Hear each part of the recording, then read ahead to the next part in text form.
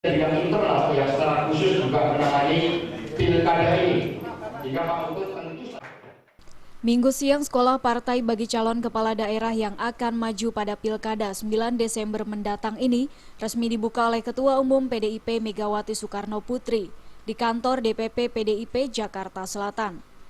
Sekolah partai yang diperuntukkan bagi calon kepala daerah melalui kendaraan PDIP ini tidak hanya diikuti oleh kader internal PDIP sendiri, namun juga diikuti oleh kader parpol lain yang maju sebagai calon kepala daerah dari PDIP. Para siswa akan dibekali serangkaian materi oleh narasumber sekolah, baik dari internal partai maupun eksternal partai, sebagai salah satu strategi pemenangan pemilu pada pilkada nanti. Karena partai kami, karena juga dari mereka-mereka yang hadir di sini bukan hanya datang dari kader PDI Perjuangan saja, tapi mereka yang juga berhendak untuk bergabung dan ingin maju melalui PDI Perjuangan. Kepala Sekolah Partai Komarudin Watubun menjelaskan, para siswa akan diberikan materi terutama terkait strategi pemerintah daerah, seperti diantaranya mewujudkan Trisakti Bung Karno dan Nawacita. Totalitas perjuangan, pemikiran Bung Karno, Nawacita sebagai visi dan misi para calon.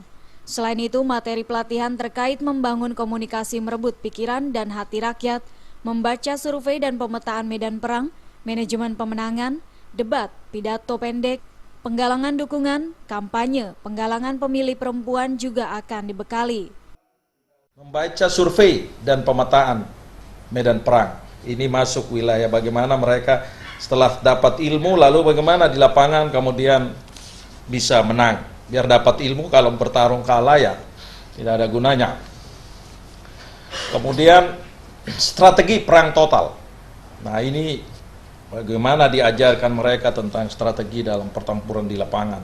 Pemateri antara lain Pak Hendri Priyono.